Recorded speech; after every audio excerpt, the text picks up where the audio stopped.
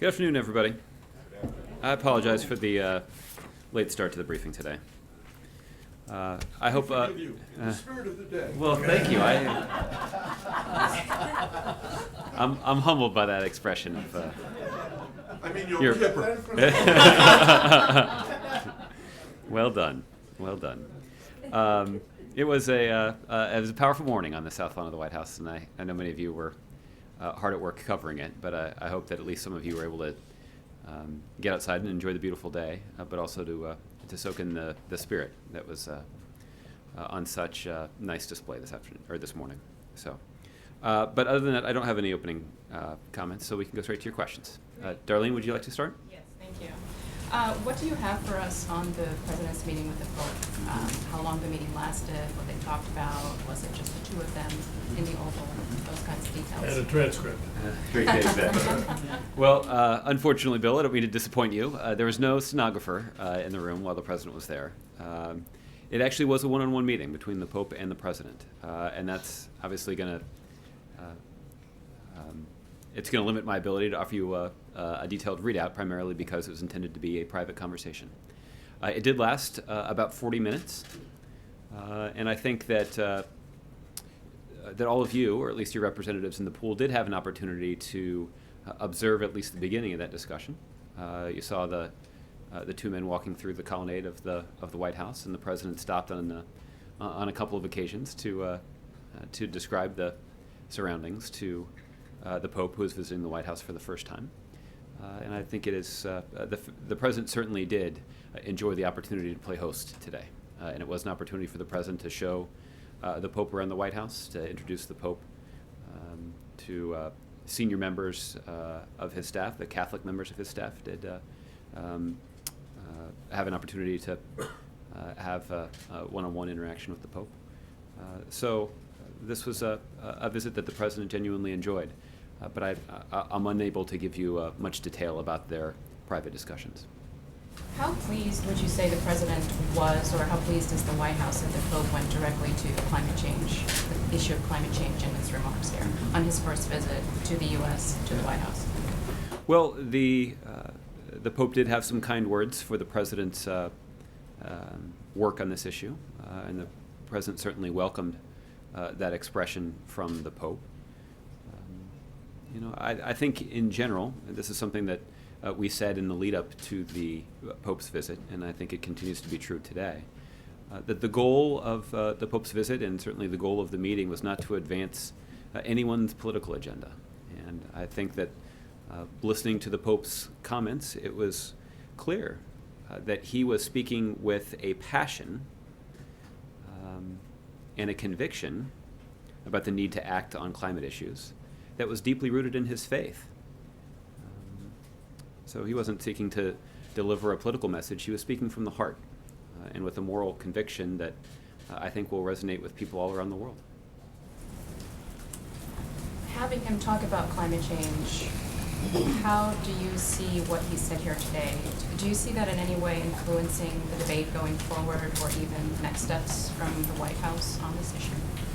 Well, I think time will tell, and I think the Pope himself acknowledged that, acknowledged the opportunity that people around the world have to seize this opportunity. And the Pope did make a conscious decision to capitalize on this high-profile moment to deliver this message. These were obviously the first public statements that he offered on American soil.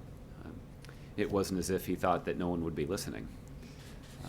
So he'll have additional opportunities over the next 5 days of his visit to deliver additional messages that he seeks to prioritize. And I think the next big one that's coming up will be the speech that he'll deliver before Congress tomorrow. And he made a brief allusion to his desire to offer some encouragement to the members of that body as they try to advance the very important work that they have before them as well. I think that it's clear that even when talking about an issue like climate change, that everybody acknowledges that Congress has a role in that as well. Finally, since we're talking about climate change, is there any comment or reaction to Hillary Clinton's decision yesterday to break her silence and say that she is opposed to the Keystone Pipeline? Well, I'm not sure that there were many people, at least in this room, either any of you or any of us, who was particularly surprised by her comments or her position. What we have said for some time is essentially that Secretary Clinton and others who decide to run for president will have an opportunity to talk about their values and their priorities and their positions on a range of issues. But the responsibility of those who are in government is different. And in this case, the State Department continues to consider this specific policy. This is consistent with the way that other infrastructure projects like this are considered. The consideration of this particular project has obviously lasted longer than the typical review that's conducted.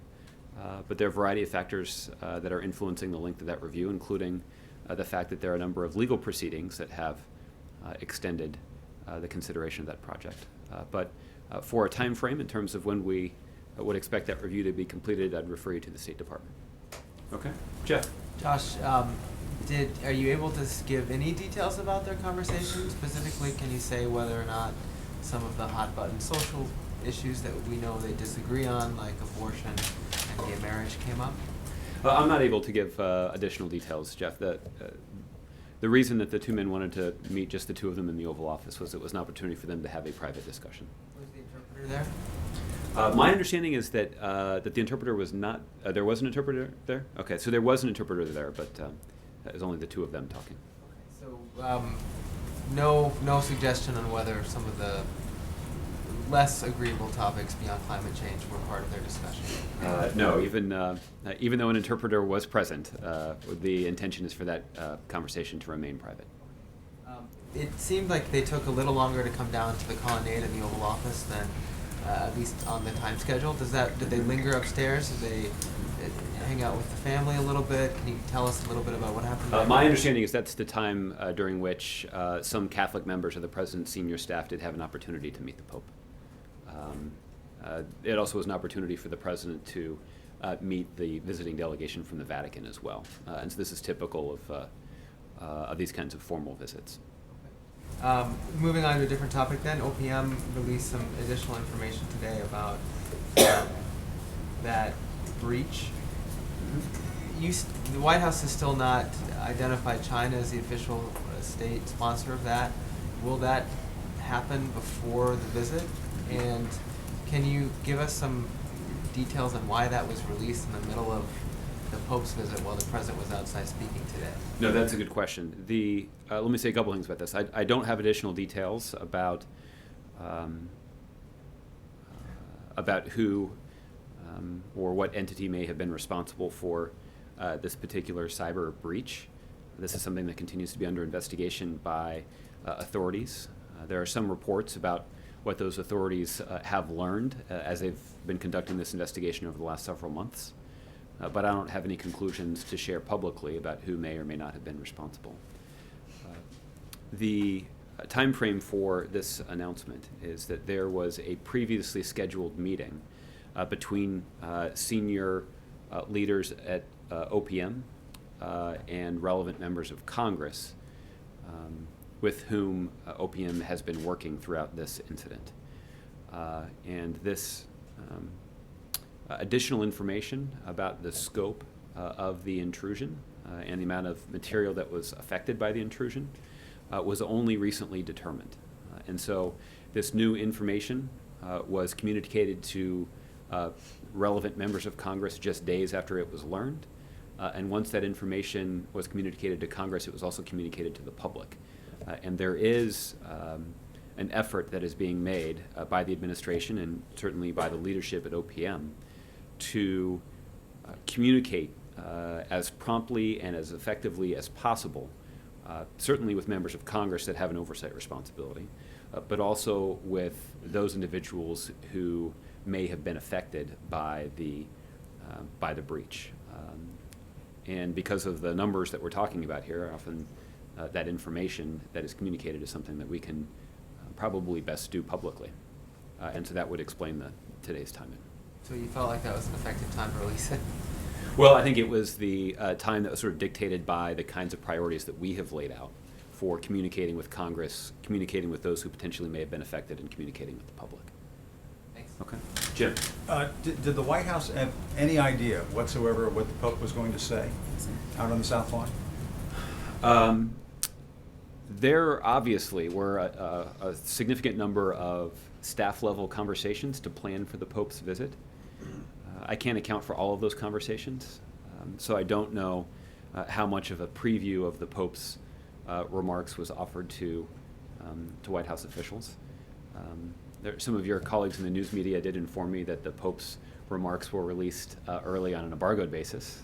So to the extent that you guys may have had a heads up on what the Pope was planning to say, it sounds like you got that. But as far as... You got a heads up too, at least when we did. Well, I think it's fair to say that you got a more detailed one than anybody here would have. And what do you make of the fact, I mean, it was almost as if this was a campaign event, and you had two running mates with very similar speeches that were given.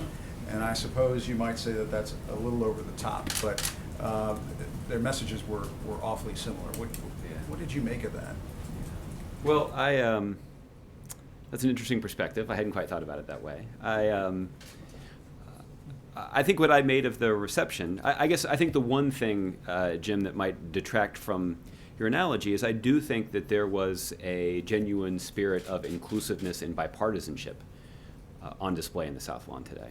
I happened to be seated in the section where there were many members of Congress sat for the event, and no one would accuse me of being an expert with the congressional Facebook, but I certainly did recognize both Democrats and Republicans sitting on the South Lawn and offering a warm welcome to the President and First Lady when they arrived in the South Lawn, but also offering an enthusiastic welcome when Pope Francis arrived as well. And that spirit of inclusion and bipartisanship is certainly, I think, something that the President appreciated. I don't speak for the Pope. I suspect that he was pleased by that kind of spirit as well. And the reason that I raise it is I think that sometimes the connotation of a political event is that it might be a little polarizing or partisan.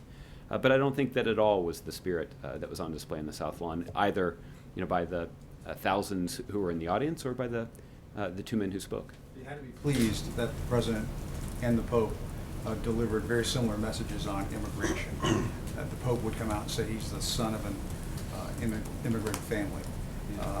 To refer to the planet as our world, our common home, and his remarks on climate change. It was just about everything you could have hoped for, I would think.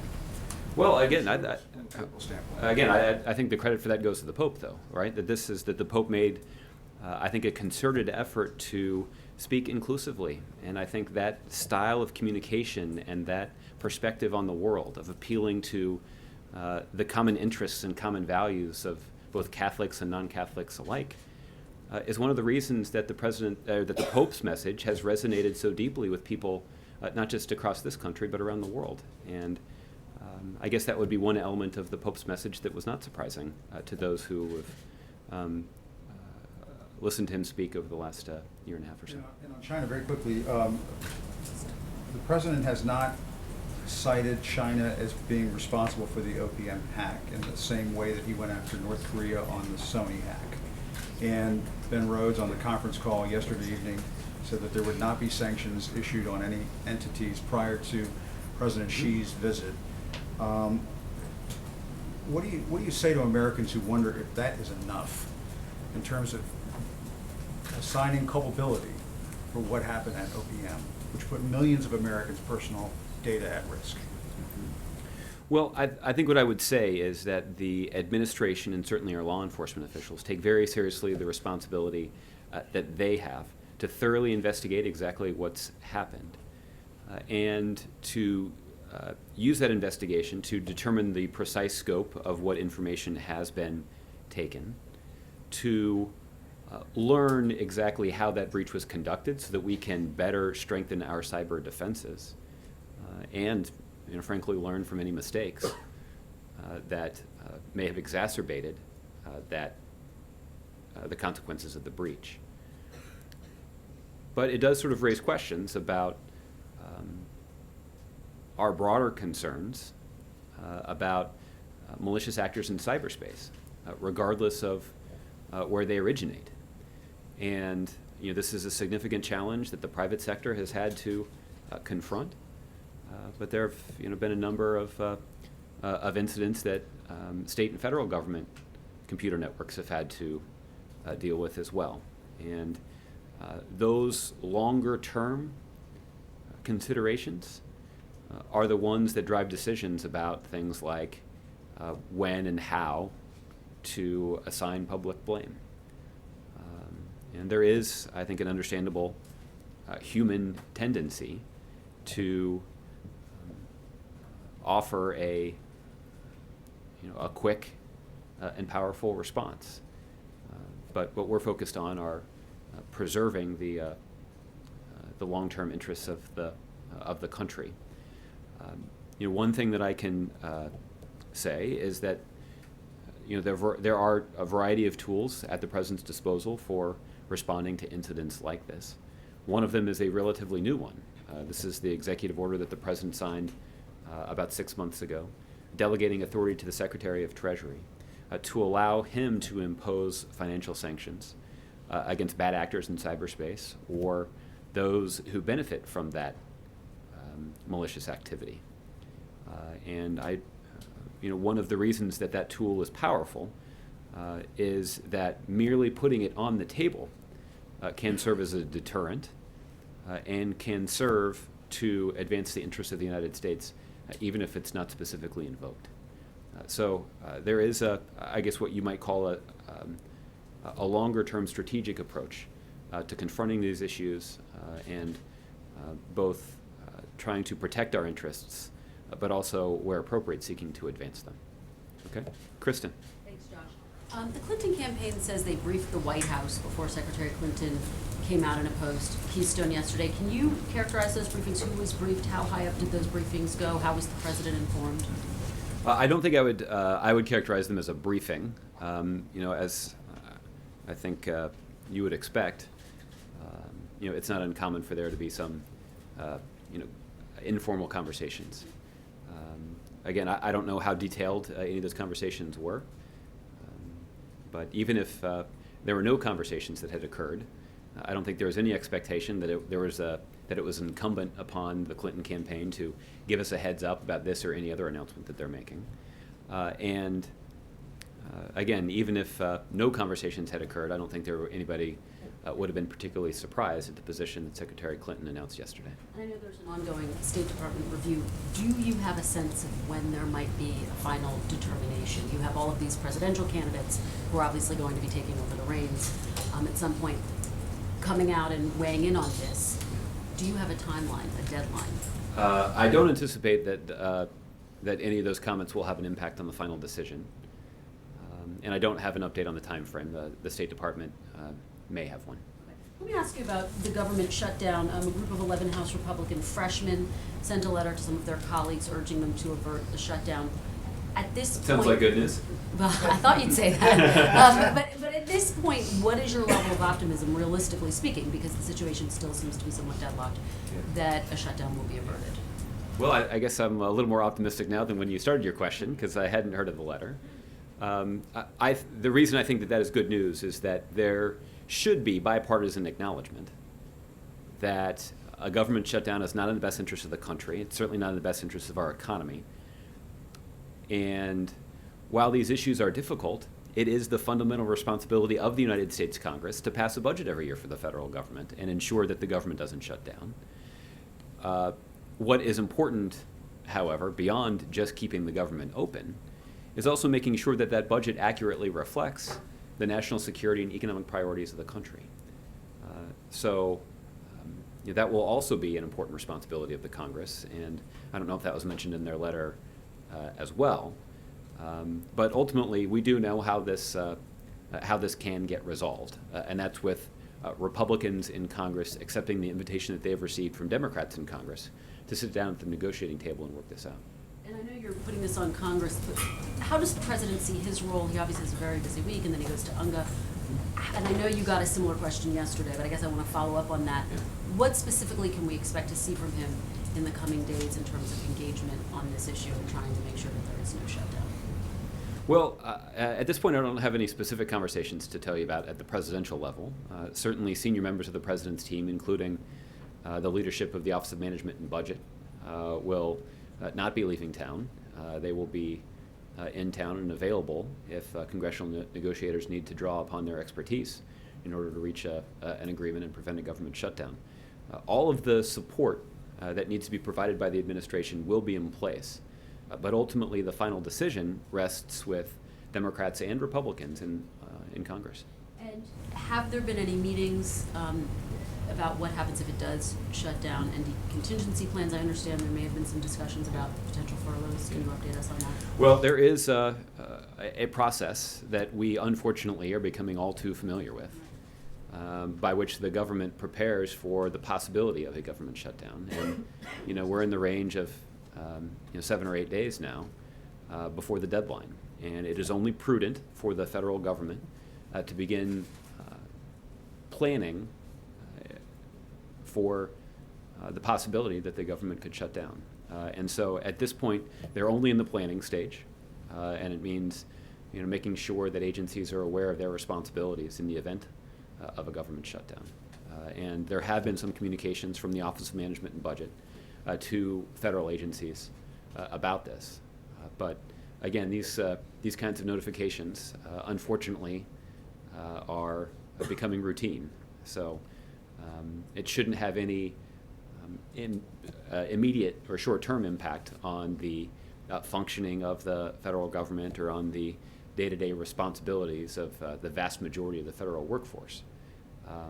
But there are some members of the administration, including those who serve in senior positions, who, for example, have to take time out of their day to, away from the many tasks that they have before them, to get on a conference call with the Office of Management and Budget to start talking about a government shutdown.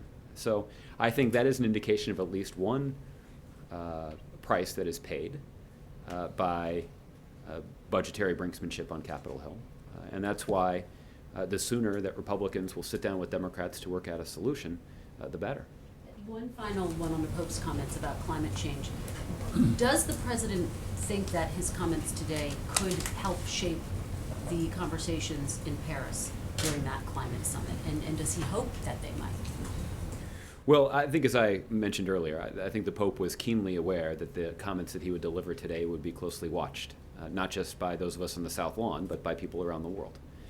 And he is a man of extraordinary influence, and I would expect that his call to action would be heard around the world.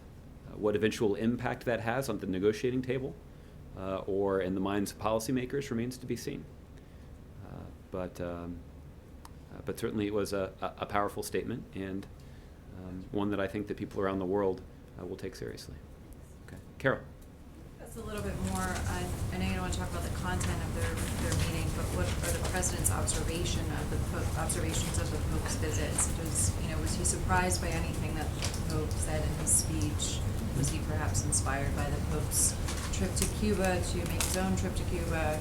Did he first learn about what the Pope was going to say in real time, or had he specifically been given a heads up about what was in the speech?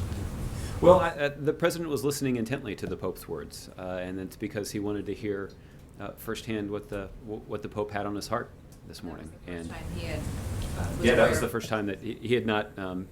Again, unlike many of you, the president hadn't had the opportunity to read the Pope's prepared remarks, and so it was the first chance that the president had to hear from the Pope. And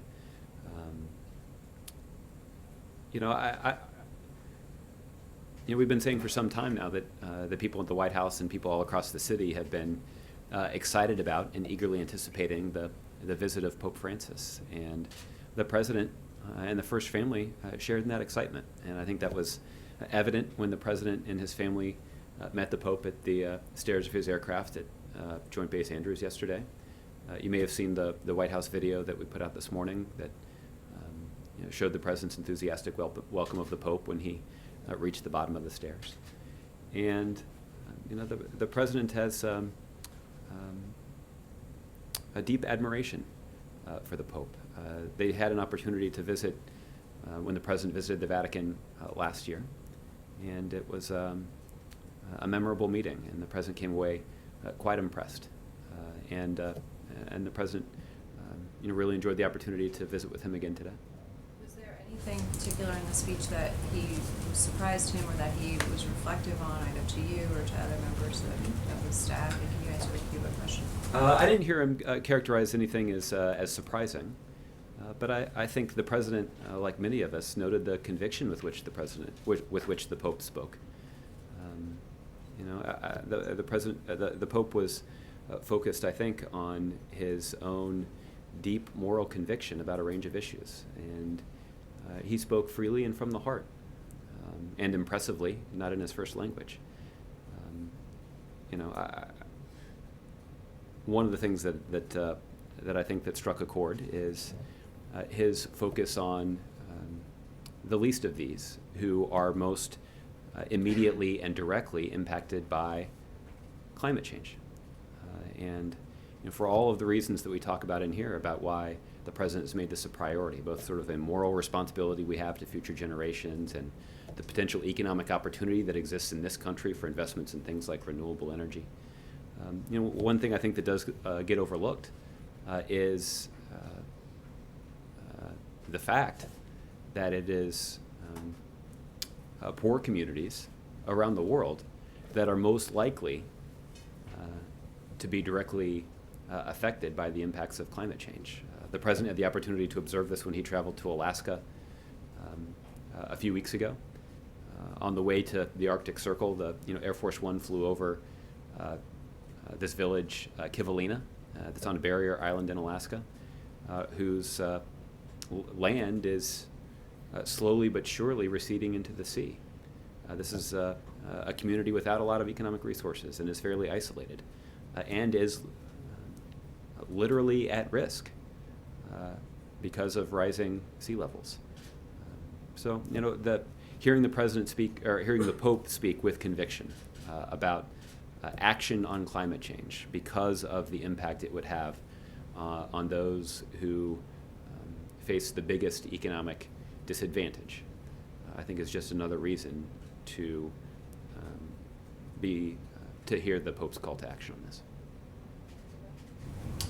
On Cuba, the president obviously had his own kind words for the Pope and the role that he played in helping to facilitate the agreement to normalize the relations between our two countries. Obviously that the Pope himself sort of talked about the importance of reconciliation, but I think the president, I know the president has had a desire to travel to Cuba even before Pope Francis made the decision to travel to the island, and there was nothing that we saw about the Pope's visit that in any way diminishes the president's enthusiasm for that possibility. One other thing. Sure. Did you guys interpret what the Pope said about diplomacy as an endorsement of the president's outreach to Iran and nuclear deal? Well, I do believe that the Vatican has spoken positively about the international agreement with Iran in the past, but I don't frankly know whether or not that passage in the Pope's remarks was intended to allude to that or not. Okay, Justin. First, I wanted to ask about Russia. Their state media is reporting that there's a meeting set for next week between President Obama and President Putin. The Kremlin is indicating that something's going on, but that it hasn't been finally confirmed. And so I'm just wondering if you could shed any light onto what's going on there. I don't have any lockdown details about the president's schedule in New York to share today, but I would anticipate that tomorrow we'll have more details on the president's trip. So I'll have an update for you then. Have there been discussions with the Russians about the possibility of a meeting? Well, I don't have much to say about any possible discussions with the Russians on this particular topic. We've obviously President Putin is planning to travel to New York, and for part of the time that he's in New York, President Obama will also be there too. But at this point, we'll have to wait till tomorrow to see exactly what the final schedule is going to look like. There was also some reporting that the Pope planned to raise Puerto Rico's debt situation with the president while he's here. That could have happened either at the leader-to-leader level or through staff. And I know you can't read out the meeting that they were in privately, but I'm wondering if that's something that any of Pope staff raised at any point during your guys' discussions over the last few weeks. Not that I'm aware of. I have not gotten a detailed readout of the other meetings that occurred here at the White House. So we may have to follow up with you on that. If we can get you some more information on that, we'll follow up. And then the UK's Chancellor Osborne has spent the last 5 days in China and really been effusive in his praise for the Chinese and also talking about linking their economies more closely together. It's an interesting trip kind of against the backdrop of obviously the Chinese president's visit here and some of the things that you've been pressuring them on, whether it's cybersecurity or the South China Sea or the American businesswoman that's been detained. And so I'm wondering if you could talk at all about if you see the rhetoric coming from UK, which has said they want to be China's strongest partner in the West, at all detrimental to some of the issues that you're trying to pressure China. Well, Justin, I did spend a decent amount of time preparing for the briefing today on a range of priorities, but this particular issue it didn't come up in any detail, so I'm not aware precisely of what the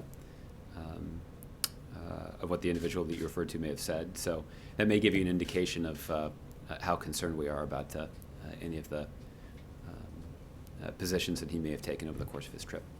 Okay, April. Josh, I want to ask you a couple questions about the Pope. Since the president likes to take world leaders to the King Memorial, and the Pope did invoke Dr. King in his speech, did the president at all talk about Dr. King, or at least show him the statue that's in the Oval Office that he sat right in front of? Yeah. Well, as you point out, it's hard to miss. But I'm not aware of whether or not they had a discussion of Dr. King in their meeting. Now, on that statement, that was a drop the mic moment for the Pope. It was. Very strong statement. Normally, we hear many of the quotes from him that are in Dr. King that are used over and over again, but to hear the Pope say that we defaulted on the promissory note, that's very strong, and including the president's spiritual advisor said how strong that was.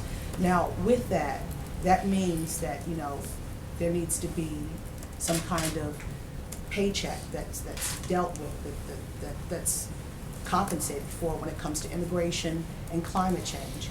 Do you think that this president can use the Pope's statements out there about the promissory note, the default on the promissory note, when it comes to issues of immigration, specifically when you said you didn't think we had the right momentum last week to push immigration through?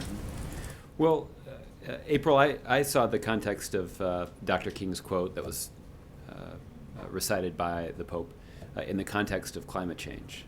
It may be that the Pope intended that to apply to other areas as well. Certainly it could. But I think time will tell what sort of impact the Pope's advocacy on these issues will have, both in the United States and around the world. I wouldn't predict at this point exactly what impact it will have in the policymaking process.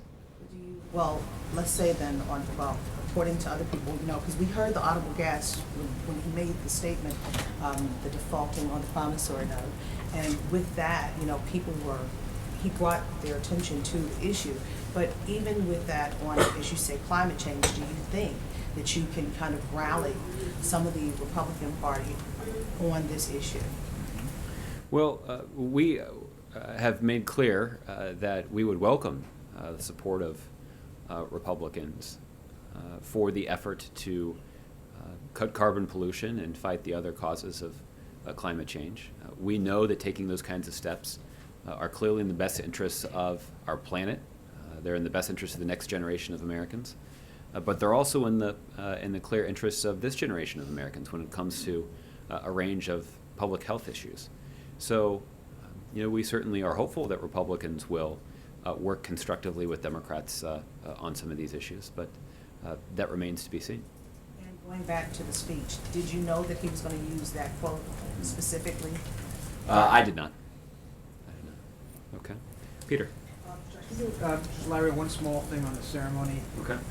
Typically, the state ceremonies have a 21-gun salute. In fact, there was one for Benedict when he came in 2008, but you all, I assume, opted not to. Could you describe why? Well, I think this, obviously we had a discussion that was closely coordinated with the Pentagon, with the Vatican. I suppose as it comes to this particular question, the Pentagon may have been involved too. But when planning events like this, the White House closely coordinates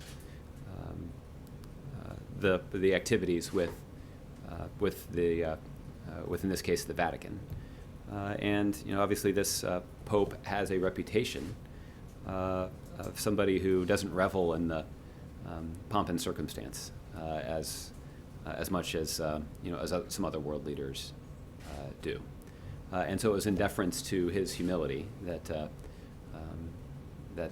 21-gun salute was not included in the formal arrival ceremony today. Was it about his humility or about the idea of a militaristic display? I mean, there were still military, obviously, color guards and so forth on the South Lawn. Mm-hmm. Certainly his humility factored into that decision, but yes, it also, I think some might also recognize the dissonance in welcoming a professed man of peace to the White House by, through the repeated firing of weapons. I think that we felt like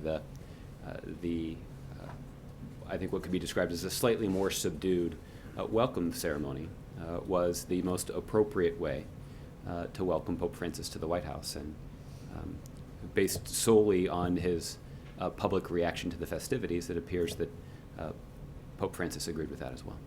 Okay, JC. Can I follow up on? Sure. Peter, will there be a 21-gun salute on Friday? Peter says, yeah. When President Xi comes forward. I assume so. There typically is, but we'll have to check on that and let you know. A different concept. That's correct. All right, thank you. Okay, Jim.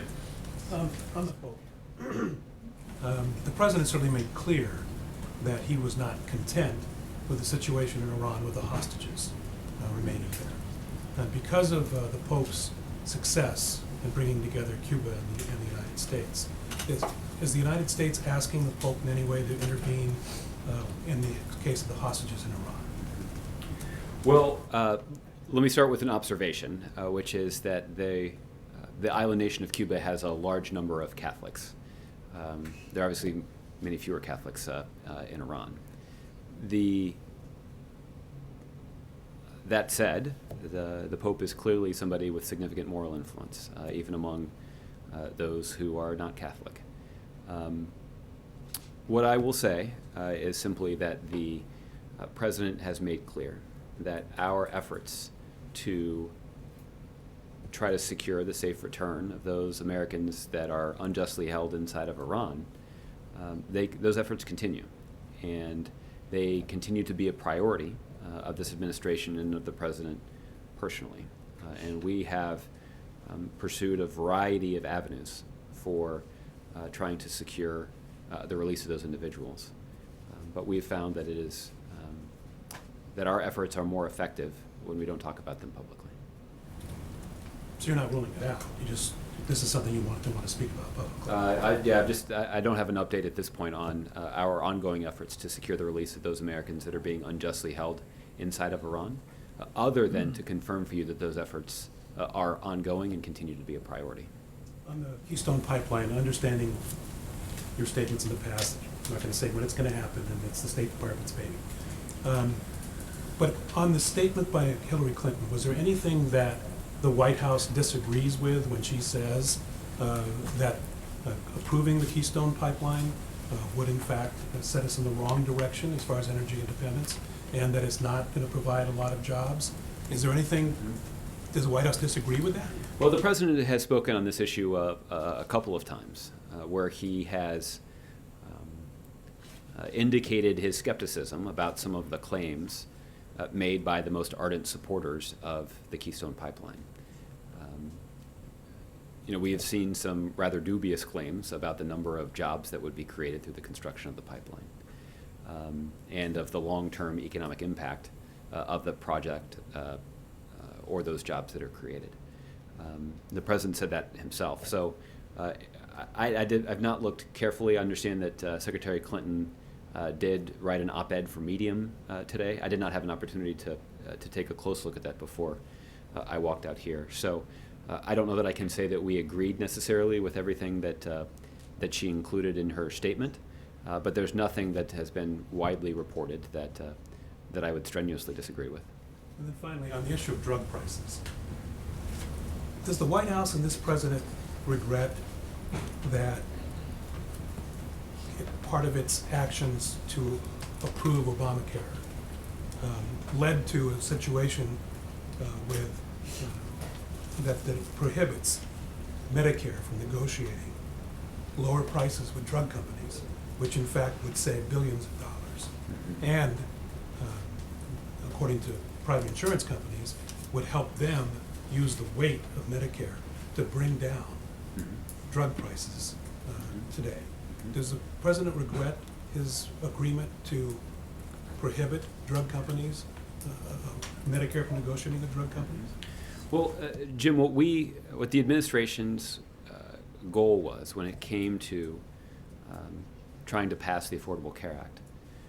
Well, there were several goals actually. The first was trying to expand quality, affordable health care to every American, to ensure that access to quality health care is no longer a privilege, but is actually a basic right. One of the things that would be part of accomplishing that goal is trying to slow what had previously been the almost unrestrained growth in healthcare costs in this country. That was having a negative impact on our economy. It certainly was having a negative impact on some businesses that wasn't able to afford quality health insurance for their employees. And it surely was having a negative impact on middle-class families across the country who were straining under the weight of those skyrocketing healthcare costs. And since the Affordable Care Act went into effect, we've actually seen the slowest growth in healthcare costs in recorded history. And at least part of that is attributable to the policies that are put in place through the Affordable Care Act. So this goal of trying to contain costs for businesses and middle-class families is one that has been one part of the important benefits that are included in the Affordable Care Act. We've also made clear that there are likely opportunities to further strengthen the Affordable Care Act in ways that would expand access even further and could even further restrain growth in healthcare costs. And the president has indicated a willingness to work with Democrats or Republicans to try to strengthen the Affordable Care Act in pursuit of those goals. Unfortunately, we've seen Republicans in Congress be so focused on trying to repeal the Affordable Care Act and undermine this important law that we haven't been able to make much progress in that regard. But we continue to be open to it today. But it's still the answer to that particular question is, I understand why it got there and why you agreed to do it, but now the drug prices are out of control, many people would say, especially in some very critical drugs. Is the president bothered by the fact that he allowed Medicare Part D, which prohibits Medicare from negotiating down these prices? Well, I think, Jim, what is clear is that there were concerns about the skyrocketing cost of prescription drugs prior to the Affordable Care Act. And it is true that many of those challenges for our healthcare system have not been addressed. But some of the other areas where the growth in costs was particularly significant were addressed by the Affordable Care Act. So I think that's evidence that we have made important progress in some areas that have significantly expanded access to health care. There are now 17 million more Americans that have health care today than before the Affordable Care Act went into effect. And we know that according to this complicated economic measurement, that actually the growth in health care costs is is as slow as it's ever been. And that's true since the Affordable Care Act went into effect. So it's clear that we've made a lot of important progress in accomplishing our goals through the Affordable Care Act. But I think the President would be the first to admit that if there are opportunities for us to make additional progress, he'd be willing to work in bipartisan fashion to get it done. Okay? Bill? Was there any mutual discussion of the speeches that each principal would give today? Did they discuss beforehand what Pope would say here or the President would say? Other than sort of logistical questions about the length and the language in which the speech would be delivered, I'm not aware of any intensive coordination when it came to the content of the leader's remarks. So, for example, the White House wasn't encouraging the Pope to lead with immigration, as it were.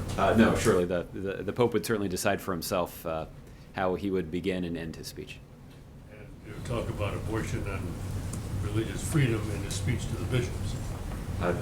Again, these are decisions made entirely by the Pope and his team. Okay, Kevin. Justice, thanks. I want to follow up on Jim's question about there's been so much talk lately about prescription drugs. Daraprim has been in the news lately. I'm wondering if the President has heard about the skyrocketing cost going from $13 to $750 for a pill for that particular drug, and if he feels like this is just smart business or if it's unabashed avarice. Well, considering that the company themselves have quickly made the decision to roll back that cost, it's apparent that the company concluded it wasn't a good business decision. And obviously, when you're talking about an individual company's decision, it's something that's hard for me to comment on from here. But obviously, if we're talking about expanding access to health care for more people and lowering health care costs for businesses and middle-class families,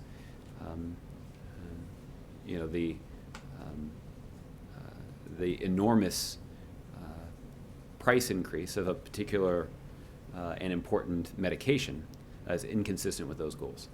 A couple of follows also. I want to ask you about the Keystone Pipeline. You've often punted over to state. Does the President care if it is wrapped up before he leaves office?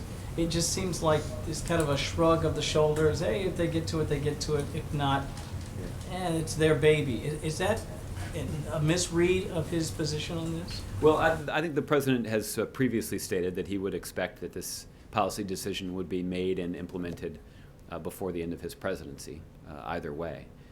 So there is an expectation that this work will be done and this review will be completed, but I don't know exactly when between now and January of 2017 when that will occur. Would you prefer it be January, say, 17th or 18th of 2017? It just seems like there's no urgency here. Well, I don't think that's entirely accurate. Obviously, there has been a lot of important work that's gone into reviewing this particular project, and I think the President would be prepared to make a decision just as soon as a recommendation is ready to be acted upon. Okay, a couple more. VW's leader steps down. What's the White House reaction to that decision? I don't have any specific reaction to the decision of that company's leader to step down. The fact is this administration, particularly the EPA, takes very seriously the responsibility that they have to regulate these companies, and there's an expectation that when those companies are communicating with regulators, but more importantly, communicating with their customers, that they're going to be honest about it.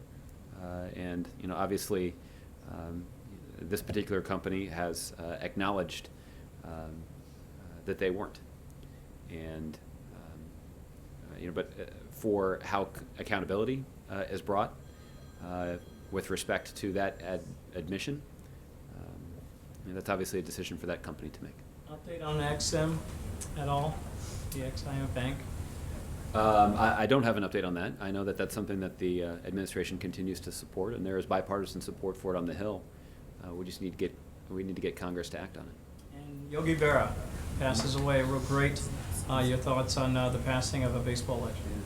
Well, we put out a statement from the President a little earlier today on this, and Yogi Berra was obviously a cultural icon both for his athletic prowess, but also because I think a lot of people all across the country felt like they could relate to him.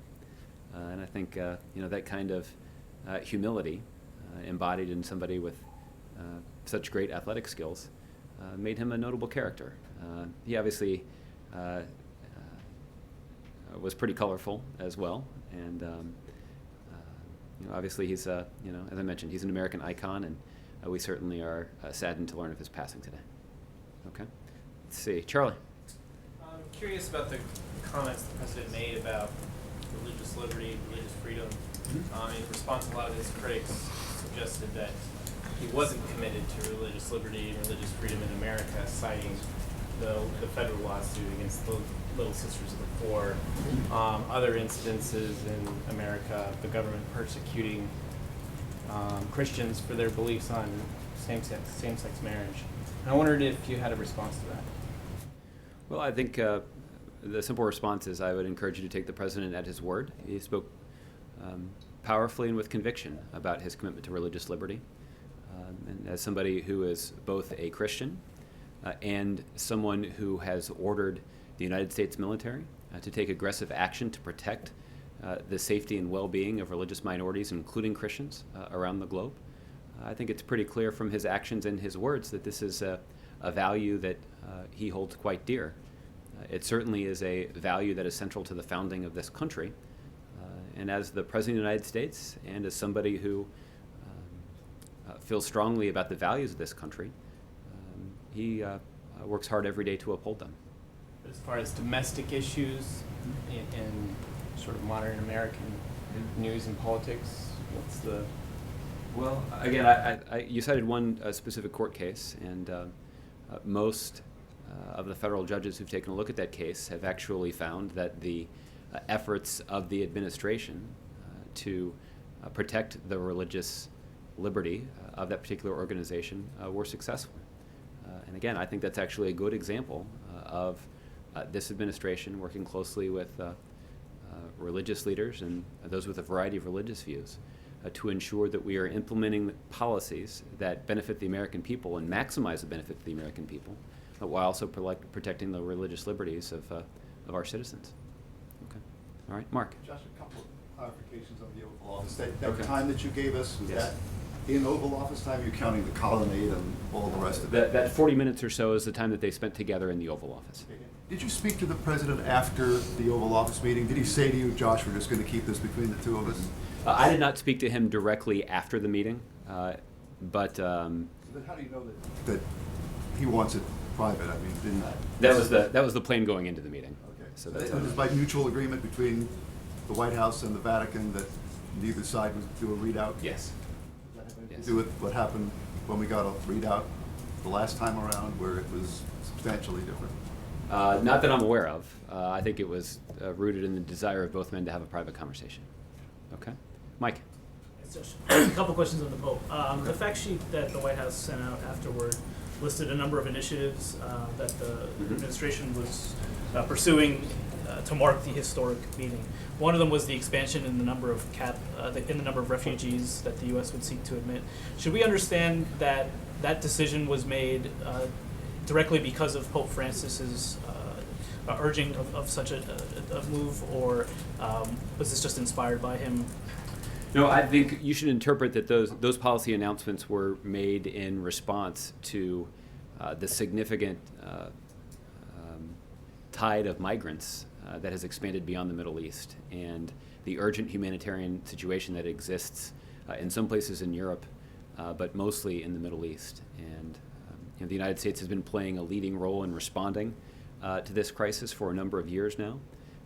And the recent announcements about scaling up our response in terms of the number of refugees that will be admitted to the United States and the amount of money that will go to those ongoing humanitarian efforts, I think is an indication that the President intends to continue to lead the world's response to this humanitarian crisis. I think it's included in the fact sheet because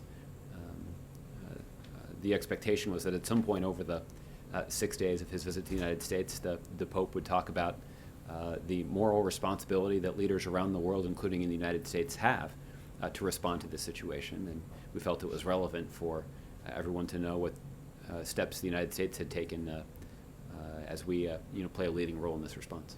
And then the events this morning on the South Lawn began a little bit late, and I think our understanding was that was in part because Pope Francis left the Vatican embassy a little bit late, greeting some people there. Can you recall a time when the president was kept waiting for such an event like this?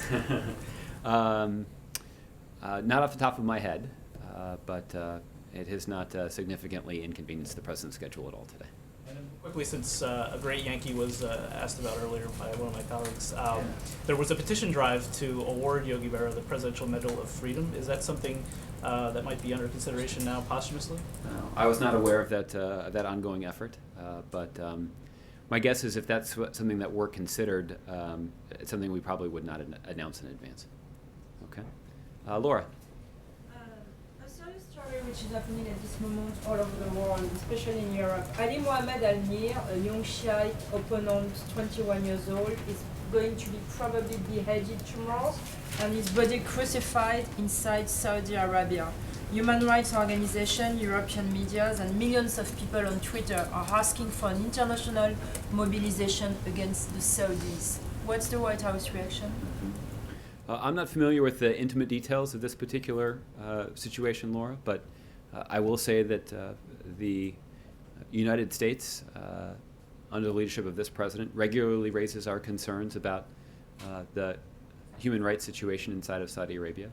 I know the president has on more than one occasion had the opportunity to raise these concerns directly with his counterpart when he's met with the Saudi leader. And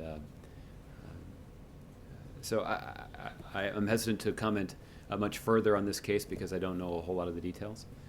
But the principle when it comes to human rights is one that this president has championed and one that this president has raised directly with Saudi officials on more than one occasion. Okay. Jared. Josh, earlier you said that the comments from Hillary Clinton yesterday on Keystone came as no surprise. My question is, given her tenure at the State Department, is it, and you were citing the long, drawn-out time that this has stayed in consideration of the State Department, mm-hmm. Is it the White House's position that now that we know her position on Keystone XL publicly, that perhaps she tilted it at State while she was the Secretary of State toward this direction? No, I don't think there's any indication of that. I think there is a process underway at the State Department, and we'll all have an opportunity to consider that process once they've made a recommendation to the president. And just to clean up a little bit on the question about the 21-gun salute, you said it was in deference to several aspects of the papal character, but I guess who shot first?